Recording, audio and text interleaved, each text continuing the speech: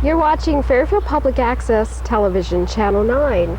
I'm Susan Kessel, and today we have Diane Silverman, Educational Coordinator for SEMCO, and Ray Griffin, who is the manager. Yes, I'm the manager at SEMCO. So, good morning, welcome. Good morning. Welcome to SEMCO. We're going to do a tour of the SEMCO. Household Hazardous Waste Center. Okay, and SEMCO stands for? It has a long name. It's Southeast Iowa Multi-County Solid Waste Agency. Okay, so we'll just say SEMCO. Much easier, yeah. And you do have a delivery coming in pretty soon. Right, from the city of Brighton. City of Brighton. Right, and on nice days like today, sometimes people will cancel and wait for rainy days. Oh. Because they want to enjoy the outside just like we do. So. I understand. Yeah. So we're going to take a tour and talk about what goes on here. I know there's a lot of things that I don't know that people should know and take advantage of this facility. We have a new program, a couple of new programs actually, and one just started last year. It's the Household Hazardous Waste Disposal program, and it's free. So we really do want people to know about that. It's for residents of Jefferson, Keokuk, and Washington counties. Okay.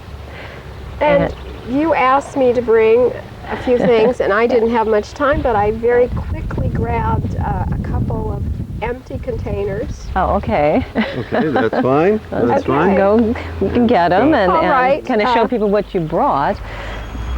Now, I think I hear someone coming. Do you think that? No, that's a garbage truck. Regular garbage truck, yeah. Now, the things that I brought here, which I used, and these are empty, are these supposed to be disposed of specially, not just thrown in your Right.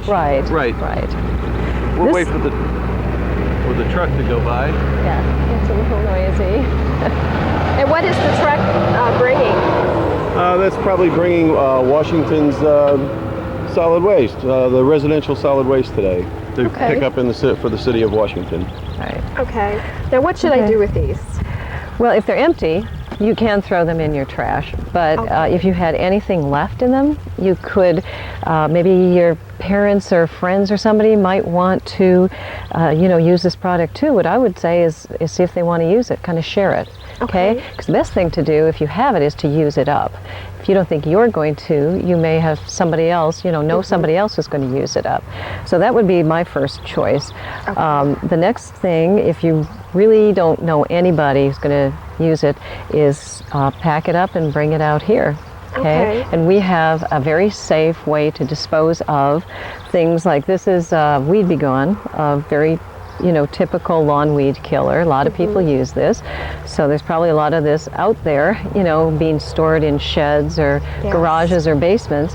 If you are storing it, be sure you store it safely, because if you have kids, little kids especially, they could get into something like this, which can be very dangerous. So you want to be sure it's stored safely. When you're ready to get rid of it, give us a call and make an appointment and come on out. One other point of interest that if people take this product here and they landfill it, put it in with their solid waste, we run over it with heavy compactors, and if there's iron or metal or something else at the landfill that someone else has deposited, it could puncture this. And then where does it wind up? Eventually it goes down into the groundwater. And we monitor 15 wells all around the perimeter of the landfill every month. And so if we have a problem with one of the wells, it can cost several $1 million just to clean up one little item like this that has got down into the groundwater. So, and if you times this by all the residents in the 3 counties, the chances of something like this getting down there is pretty good. That's a lot of toxic waste. You bet. And so that's why the Department of Natural Resources has funded a lot of these household hazardous waste collection centers around the state. Okay. And not only this product, but this product could combine with this product and become even more toxic, because we don't know what chemicals are leaching down through our garbage right now. Now, you just showed me a building over here I thought was really interesting. Tell me about this. The hazardous waste building? Yeah. This is what we call our Household Hazardous Waste Regional Collection Center. A big name for sort of a small building, but it is an interesting building because it's designed specifically to handle household hazardous waste. So let me go. So this is not just a little metal building put up. This is specifically designed to handle Right. hazardous waste. This has breakaway explosion walls in here in case of an explosion. The side vents will go out. Now I know that, Ray, you told me that usually people are not allowed to go in here. Right. Right, but we are going to We do can go some in there filming today. to show you. We're going to be under ideal conditions. Okay. Now hopefully our camera can handle this switch in light, and I can shed my glasses. Yes, yes. Yeah, that'll help. Okay. But it was interesting, you said the grates on the floor, for Right. one thing. In case anything spills, as you can see, we have 55-gallon drums where the different toxics are stored, and everything is separated according to what it is. You could not put like acids and bases in the same drum, so they're Okay. always separated. We have, I don't know if you can see this, but every drum is labeled on the top so we can read it. It's labeled on the sides, flammable, liquid, toxic, and then the label. This is a label that we send, or that it's on there for the Department of Transportation. Now where do these go when they're full?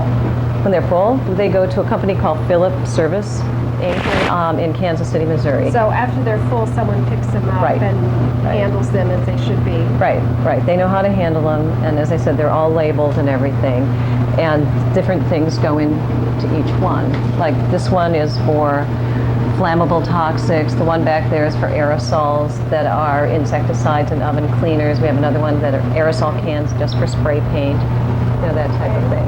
And you said while you're working in here, you wear the safety goggles and protective clothing. We wear the goggles. We You wear the masks. And the gloves, We have this kind of glove. We've got the plastic, boxes of these Rubber. kinds of gloves. We and have, even the apron. for very messy people like me, we've got full aprons. We have Tyvek suits. We've got sleeve protectors.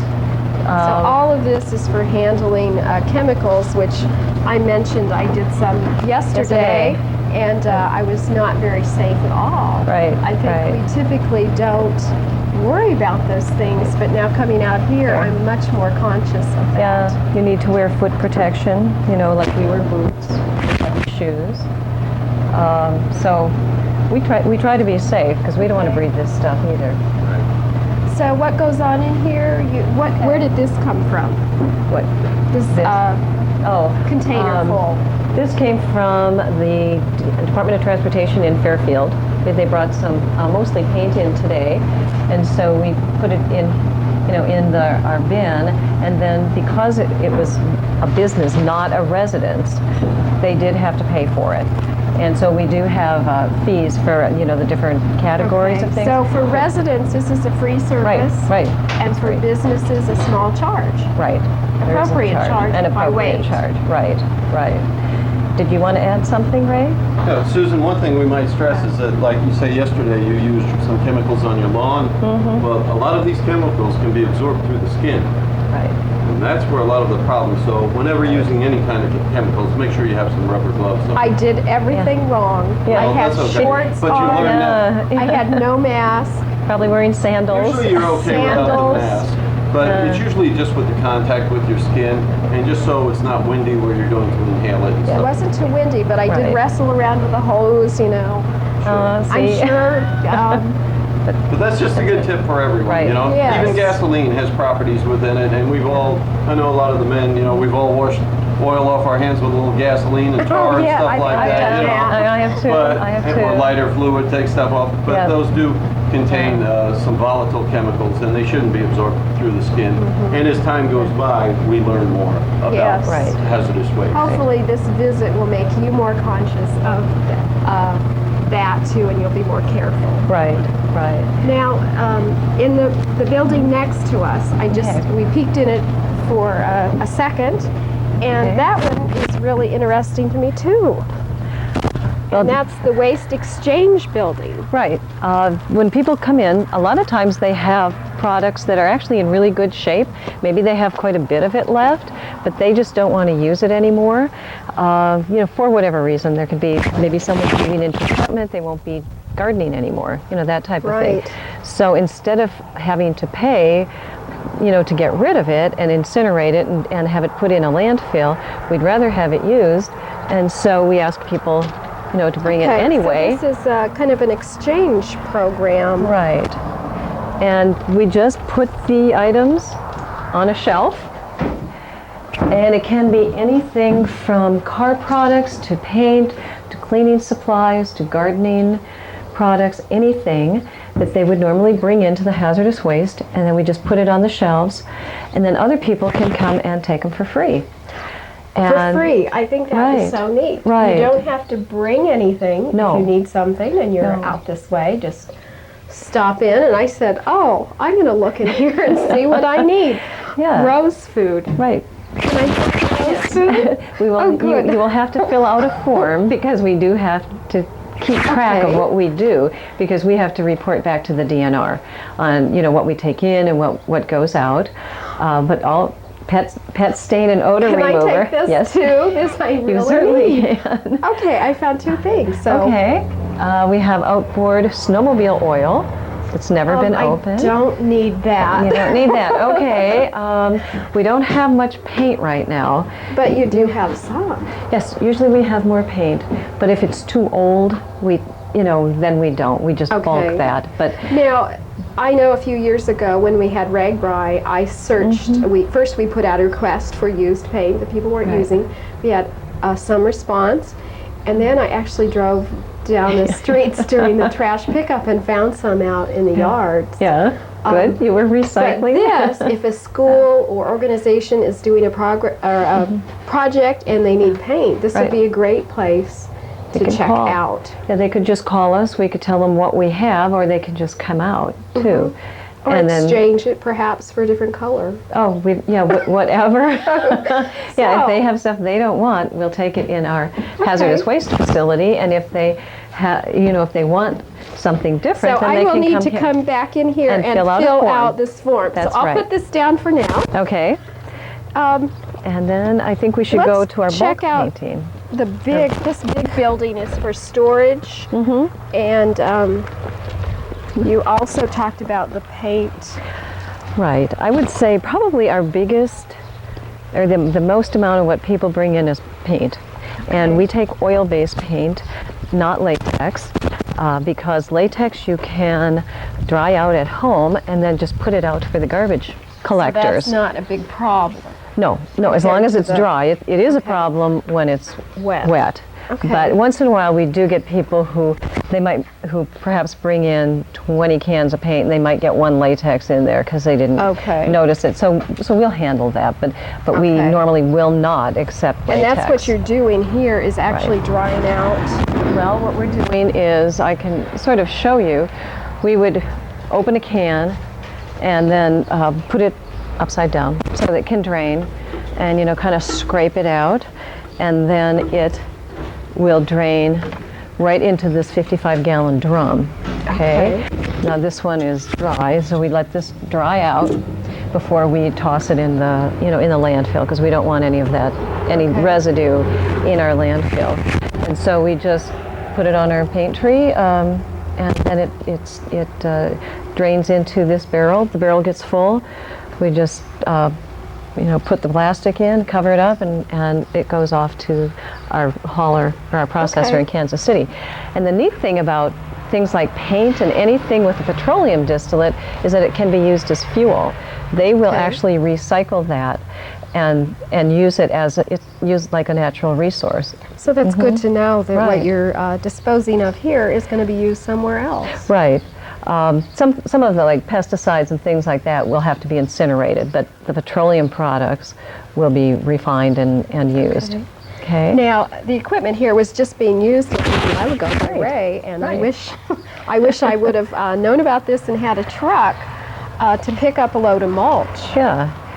You can talk about our mulch program. Sure. Over here at the landfill, we ask residents to bring in their clean wood, and it can have nuts and bolts in it up to, and it can have nails up to a half an inch. I had something else I could have brought. Anyway, and we get pallets from factories that aren't good anymore. So they put it up in our clean, in our wood pile, and then we mulch it. And we give that mulch back to the residents of the 3 counties. And it's free. Yeah. If they want us to load it for them, then there's a $5 handling charge. Which is very reasonable. Yeah, compared to great. shoveling it for, Yeah. you know, it probably takes a half hour, 45 minutes to shovel a load of mulch on a truck. So for $5, that pays for the gas and any breakdowns. And usually we have breakdowns on a tractor, and then they're very expensive. So the mulch is free, and we want everyone to use our program if they will. And it looks great. Let's walk out there and take a look at what else we have on the site. It's really nice, clean mulch. You know, I suggest that people come out and get it because it is really nice. Now you said this bin was for, tell me, what use is that for? That's a courtesy bin for, say we have rainy days and such, and we try to keep all-weather roads to our landfill. However, some days it gets just a little bit muddy. So this is for cars, elderly people that come in and just have a couple bags. It's a courtesy a courtesy dumpster, and then they'll pick this up and take it to the back of the landfill. Okay. So we don't want anyone to go back and you know, especially elderly people, and get hurt or walk around in mud or anything like that. You have a lot of appliances. Right. Well, the appliances are picked up usually every month or every other month, and they're picked up by a licensed processor who takes out removes the Freon from the units, and also the capacitors. So this is 1 month or so's worth? This represents about 2 months of appliances now. That's a big problem when you have one and what to do with it. I know. Right. It's expensive. Bring it here. Yeah. Right. There is a fee for that, though. I believe this is our drum from the city of Brighton.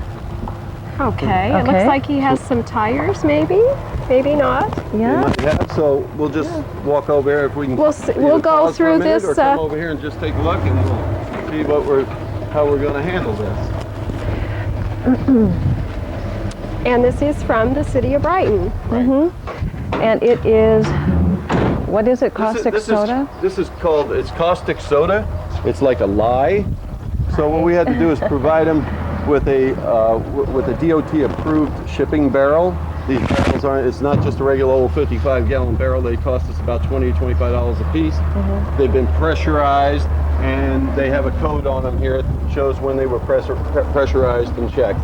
So the city of Brighton's bringing this in today, and so you've provided this, and they're bringing it back full. Right. Okay. right. We So did. what we'll probably do is the two of us will probably grab it and put it down here, and then I'll get the dolly and we'll put it inside.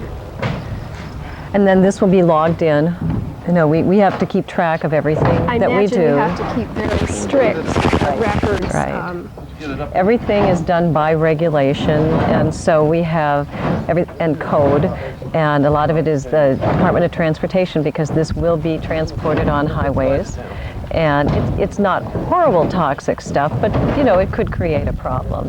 We have books this thick, you know, with just chemicals in them, lists of chemicals and what hazard class, you know, that would be considered, you know, that would go into, and then we have to label it and,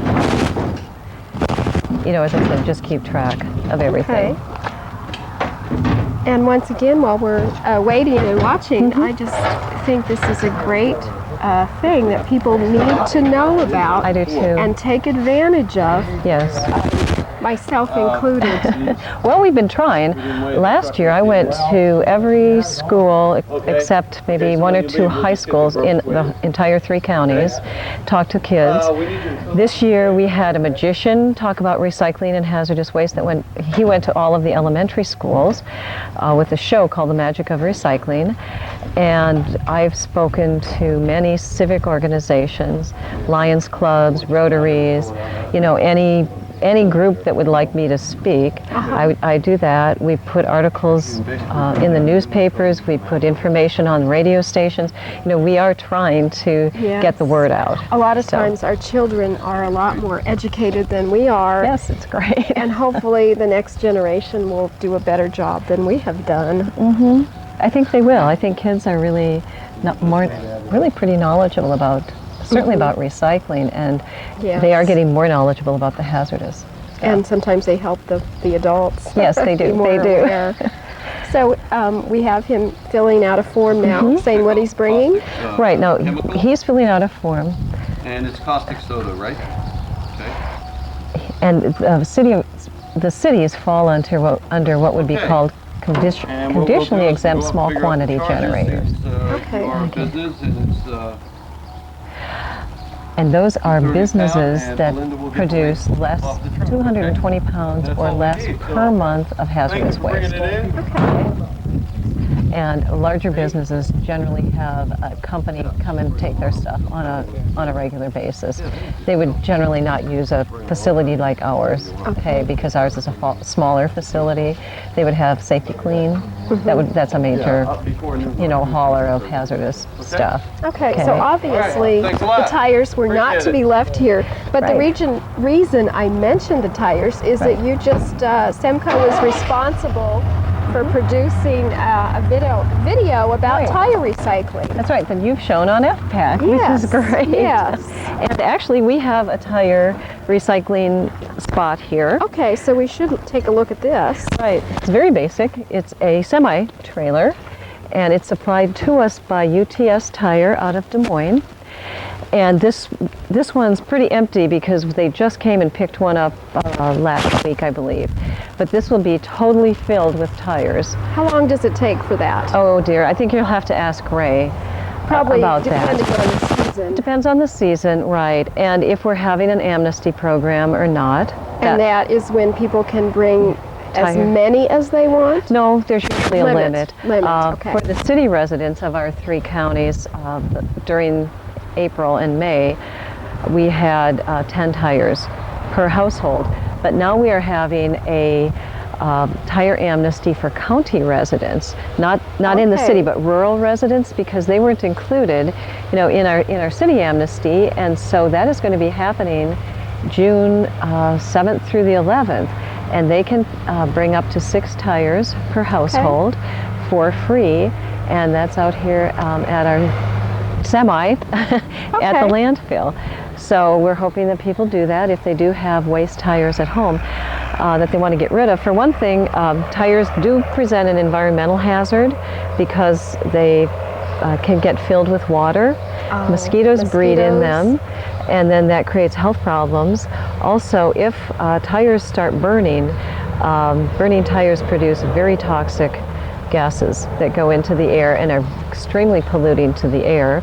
And if the DNR sees someone burning tires, they will be fined. I mean, they're pretty strict about that.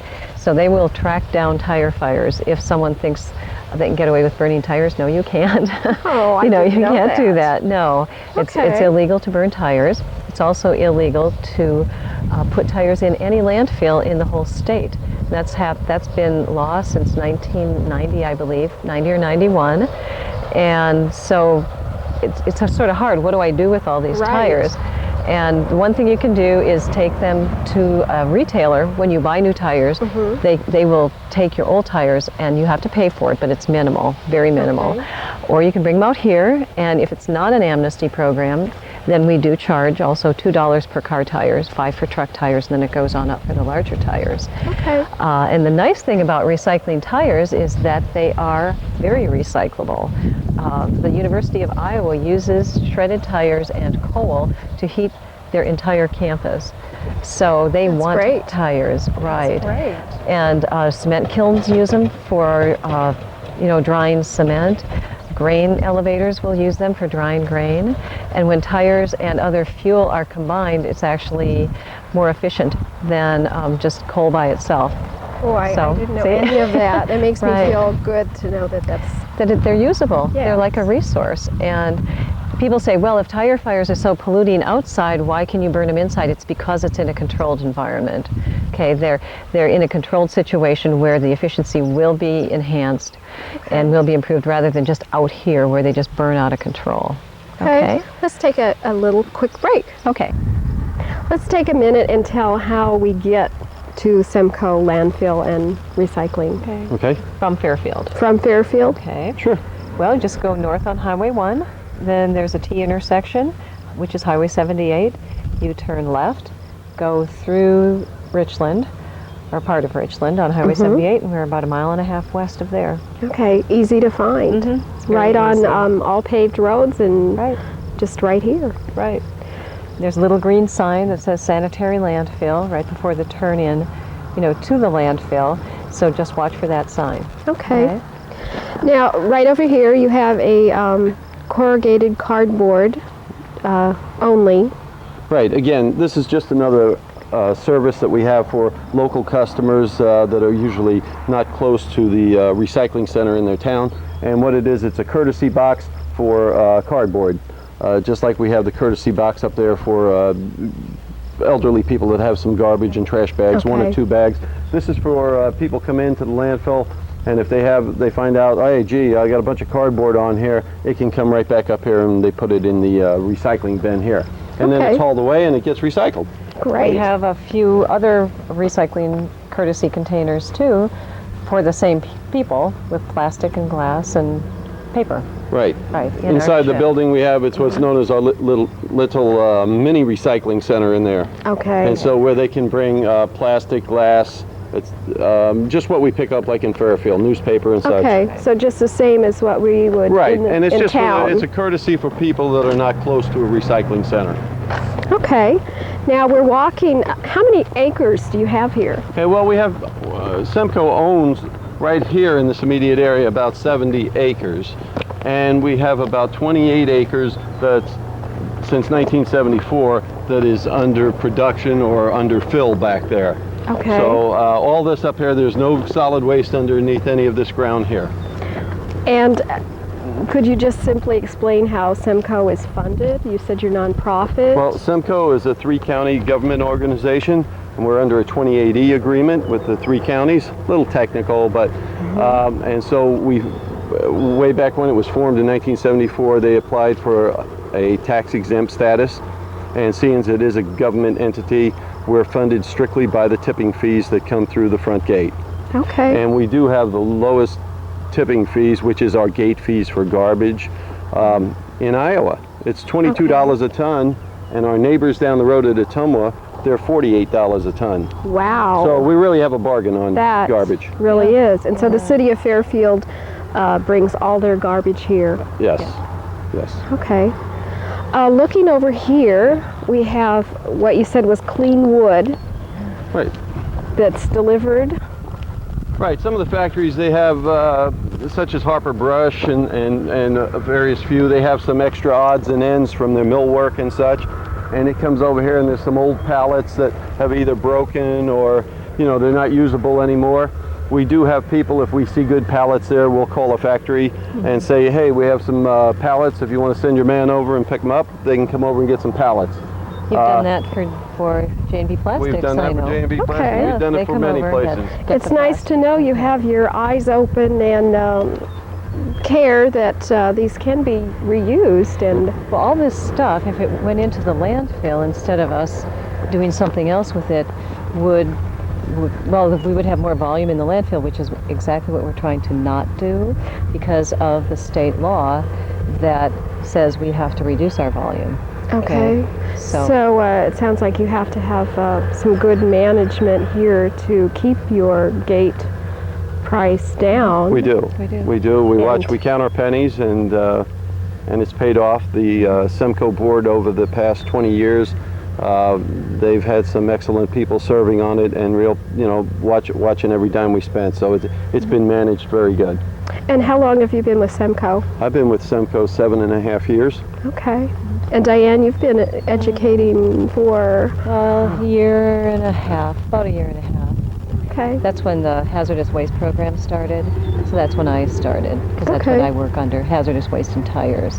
Okay. So I don't really work with the landfill, with running the landfill or anything. That's right. Okay. And the board. Now, you said that you hire someone to come in and they actually chip up the wood that's delivered, and it turns up over there. Right. And unfortunately, the tub grinder just left yesterday. And what we'll do, we'll take this wood over here, goes into a great big tub grinder, and it's ground All the nails are taken out of the wood by a magnet on the end of the conveyor. I was going to say, who has that job? That's all done automatically, and to this date, I haven't found in probably 500,000 tons of mulch. I don't think I found a nail. However, you may find a little piece of aluminum every now and then because the magnet won't pick up the aluminum. Oh, okay. But it does a great job, picks up all of the nails. Smells good too. Oh, it does. And you said it's very clean. Yeah, if you want to walk up there and take a look, I mean, it's good mulch. We try not to put any treated wood in it. Every now and then we'll get a few boards with some paint, but basically it's a lot of maples and oak and cottonwoods that have been mulched up. A lot of the pallets are cottonwood. So it's nice mulch, and it's the right size. I wish I would have had a truck available today, and I would have driven up here and we could have demonstrated getting a load. And it is free unless you have it loaded, and then it's $5. Right. And I tried loading a little tub of mulch once from here, and it's a lot of work. If I had a pickup truck, I would pay to have it loaded. Oh yeah, it'd be worth $5. This is just new mulch here. Once it rains on it, it will be a little heavier, and it takes a couple years for it to decompose. Probably 3 years, and it will turn into compost. But this will all be gone probably this year. Wow. No problem. Now I know Fairfield does have a place on Jefferson, I believe, that they have some mulch to pick up too. Right, and there's two different types. There's several different types of mulch. Down on Jefferson, it's kind of stringier and longer mulch, but that also makes for a good base if someone wants to come in and then just top dress with this, or just build their base, and they may want to go out and buy some of the colored mulch out at one of the stores out there, and then they can top dress it. But everything underneath is all going to look the same in 6 months' time. Right, it's all going to turn brown. And you go buy a bag for $5 and you can get a whole truckload. Right. Yeah. Right. So this has been a good program. It cost about $135 an hour to grind this mulch, and we can grind about 7 tons an hour.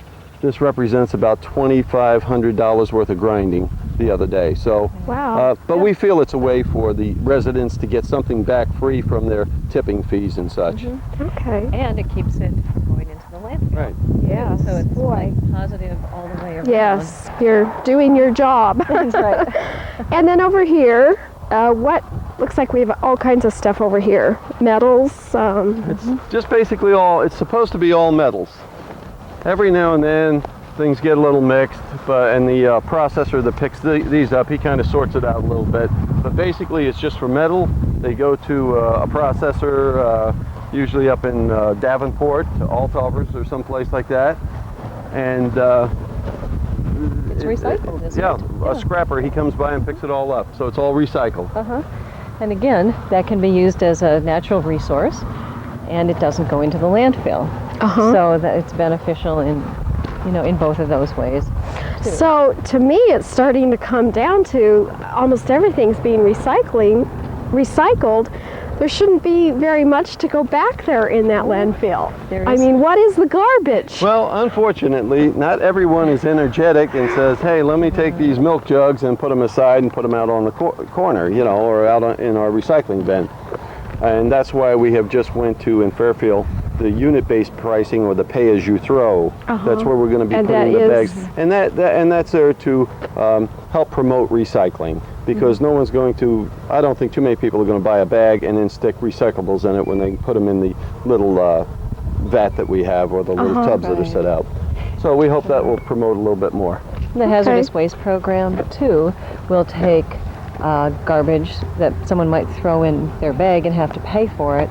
They can take it out here and not have to pay for it. So that helps also. Okay. Now you have one more pile over here. Why is this separate from this pile? Okay, well, number one, there's different prices for steel and wire. So when the hauler comes in, he can't commingle them, let me take the steel up here and take the wire. He gets a different price for the wire and a different price for the steel. Oh, okay. So we ask that the farmers come in and they bring in their fencing, and we put it over here by itself. And that keeps everything cleaned up nice. It does. And as you can see, that we have someone coming in now. Well, they're coming in now to to recycle their wood. It's getting to be second nature for people to come in and use the recycling piles here of metals or wood mulch and stuff. And like I said, I have an old piece of wood lawn furniture that it's falling apart, and trash pickup is over in Fairfield. Right. And like, am I going to have this hang around for another year? You can bring it out here. I can bring it out here and not have it laying beside my garage. And get your mulch at the same time. Yeah. I have plans for you, Pat, next weekend. Oh, hours. And there's one other program for the chemical jugs too. That's just, I think it's nice that their co-ops, like farm co-ops, can bring in their chemical jugs, and they have to be triple rinsed with holes punched in them and the covers off, and they can, or the lids off. And then we have a holding area here that we will take those, and then those are also baled and recycled. Okay. And we'll take in probably 20,000 chemical jugs in over a summer's period, so that the area over there will look like a big mountain of snow, more or less. Oh. Yeah. And they come in, they grind it, and they take it away. And that's a free service, again, that we do for the counties here. Okay. Well, let's hear about the hours so I can remind my husband when he needs to stop out. Well, the landfill hours, you might want to mention that. Okay. The landfill, we're open at 7:30 in the morning until 4 o'clock in the afternoon. We ask that people come in by 3:30. A quarter of 4, we have to cover our solid waste every day with dirt, so we don't have any odors or rodents or any problems with that. So we're open. They need to be in usually by 3:30, quarter of 4 at the latest, and we don't want cars back there when the heavy equipment's running back and forth. Now, is that every day? Every day. Sunday? And Saturday. No, not Sunday. I'm sorry about every day, but Saturdays we're opened until from 7:30 a.m. until 1 o'clock. And again, we ask if they be in by 12:30. That gives us time to cover up the solid waste back there. Okay. And Sundays were closed and holidays were closed, and I think we've only been closed 2 times because of bad weather, but people should always check whenever the weather's really bad before they come over here. We have a toll-free number. Okay. And we ask, we publicize that in the paper, and we ask that they do check with us. Okay. Because we have people that work here and they drive 15 to 20 miles, to work here. And if the roads are bad, we don't want them to get in an accident or anything. Sure. So. And then the Hazardous Waste Center is open right now on Tuesdays and Thursdays between 8:30 and 1. And people do need to make an appointment for that. They do. Right. That's because there are only 2 of us who can deal with the hazardous waste. And do you schedule them Yes. if you seem to have tons of people coming at you at once? Right. We make appointments, and so basically that's all they need to do is just give us a call on our toll-free number and know that it's going to be Tuesdays and Thursday mornings. Okay. That sounds easy. All right. And Well, we can give you the number. Okay, and we will put it on our scroll. On the scroll, right. Of course. Right. And the landfill is further back. Right. Do you want to take a ride? Sure. Let's take a break and we'll head out there. Okay. Well, this is a far cry from what I grew up with, which was the city dump by where Easter's Foods was. I didn't know that. It seemed like it was not a real nice place, but this is not bad. You say we're standing on some fill dirt that's dug up from over there. Right, and basically what we will do, we'll take this dirt every evening, and whatever garbage comes in, we'll compact it first, and then we'll put our 6 inches to a foot of cover over it, and that'll help prevent any odors or odors or rodents or any problem with that. And we'll pack that down, and we'll be ready for the next day. So that's a daily thing you do, is cover it up. We cover every day. Yeah. Now, you did say that first of all, you can give tours of the facility for students. Right. We have various classes that request to come over here, and we always ask that they come over on a nice, clear, sunshiny day, so we're not in. It can get a little bit muddy up here. Yeah. But we're more than happy to give tours and let them know about our landfill.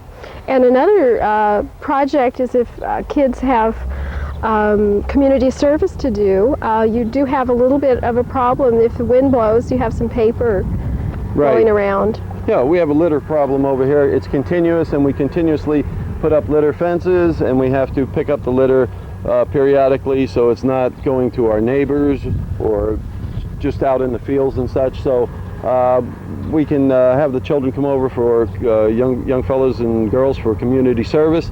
They can come over and they can just spend a day picking up papers, and that fulfills some of their community service needs. Okay, so there's another idea for you. Yeah. Now you were explaining about this here, a high point. Okay, what we're doing here at the landfill, we're going up in the air. It's called a vertical expansion. What that means is we've dug holes in the ground over the past 20 years and we've filled the ground with all of our garbage. But now we're running out of landfill space, so the Department of Natural Resources says, well, let's take it up in the air. So we're from the point that you see over here to the west, we're going to be another 50 to 60 feet up in the air, and that will encompass the whole landfill. So we probably have 35, 40 years left of room over here if we manage it correctly. And after that, we do own a piece of property across the highway where we will be taking dirt from possibly in 5 years to bring over here to cover our garbage. And we'll have a new site over there if we ever need it. And you said this will be the highest point in... This will probably be the highest point in Keokuk County when we're done. Future skiers. That's it. Okay, let's... You want to walk a little bit? Yeah. So if you'd like, we could go up on top of the landfill here. We'll drive around and we can go up on top and we'll show you how we finish off the landfill as portions of it get used in its entirety. Okay. Okay? This machinery over here, what is that and what's it doing? Okay, that's a big scraper, and what it's doing is taking about 20 cubic yards of dirt, and it's going to be adding to this pile right over here we see on the right, or it will be covering up some of our garbage as we go during the day. So that's going to be dumping a whole bunch of dirt on the ground, and we'll try to spread it out 6 inches to a foot, but pretty tough to do with a machine that size. Yeah, that's so that's going to take care of that. That machine works all day long taking care of our covered dirt. Now you were talking about a compacting machine also. Right. If you look just to the right of that machine that's going back there, there's a compactor right there, and it probably weighs about 70 tons, and it has big steel wheels with teeth on it. And what we do, we go over the solid waste so many times, and then that will give us maximum compaction. And of course, when we compact it, we save airspace. Okay. So we try to pack as much, compact as much as we can. Then he puts the dirt on it, and we're ready for the next day. Okay, and let's go see the final product. Okay. Kind of. And that dirt, also the dirt that he's hauling now, comes from this side of the landfill, which is known as our borrow pit. And over here we'll be taking all this, we'll take this dirt over here as needed, and someday when this is up in the air an additional 50 to 60 feet, this will be our new cell. This will be our new cell, and we'll start putting garbage in over here. That's a great idea. Oh, that's great. Great. All right. We're standing where it started. Right. This is what's known as the north face of the landfill, or the north slope, and this is part of our pyramid where we're going to be going up in the air. And it started way down there. At one time that was ground level, and that's where all our garbage was, way under the ground down there. And so what we're doing is we go up, building that pyramid. Again, we'll be another 60 feet higher from, well, probably be about 80 feet higher from where we are now. But this is closed over here. It's seeded down, and we have 4 foot of compacted dirt on the landfill here. And so that way none of the garbage will push up, and it has a good packing down there. So what we've done, we have a crick on the backside here, and we have to monitor that every month to make sure nothing's running into the crick or anything like that. It did have a horseshoe in here, and we straightened it out just to be safe, so we can say we have our garbage that much further away from the water supply. Okay. Now you said something else really interesting, was that for 30 years, even after it's closed, right? Right. You have to monitor. Absolutely. It's called a closure and post-closure, and when the time that the landfill has fulfilled its useful needs over here, we have to monitor all our wells. We have to check for any leaks that might spring out, any erosion, and we have to do that for a period of 30 years. So the Department of Natural Resources, as of today, wants us to have on hand $1 million, because that's what it projected that the maintenance will be over the next 30 years. And that price, I'm sure, will go up as time goes by. Right. So it looks as though SEMCO, if SEMCO has a healthy looking profit and loss statement, it's only because that $1 million of that is dedicated to the closure and post-closure, which is required by the Department of Natural Resources. Okay. Well, you're doing a great job out here. Oh, thanks. And you're seeding this, and as you fill and cover and seed, and it looks nice. Right. I think it looks great. You know, It does. This is a It's landfill, not- but it looks good. Yeah. Not like you used to think of a landfill as. Right. And there's no odors, you know, it's just like, I mean, other than country odors, you know. Right, right. So we're fortunate. And it looks like another load from Fairfield's coming in? That's coming from Keokuk County. Keokuk County. Okay, so 3 counties are dumping here. Right. Well, let's remind the people one more time that we are at the SEMCO landfill and recycling. And the hours are for hazardous waste. Tuesdays and Thursdays from 8:30 until 1. Okay, and then the other days? Monday through Friday, we're open from 7:30 until 4. And on Saturdays, we're open 7:30 until 1 o'clock. And we ask that they be in a half hour prior to closing time. So we thank you for coming over today. Thank you, Ray and This Diane, was great. for this very educational program, and we hope that people will take advantage of this facility. Well, I think they should, because it is, you know, some of the stuff is free. Some of the really good programs are free, and I don't know. I just think we're doing a lot of good stuff here that a lot of people don't know about. Right, Yeah. and the more that we know, the more we can do. That's right. So you're thank you for helping being us. here. Thank you very much. Thanks for watching FPAC.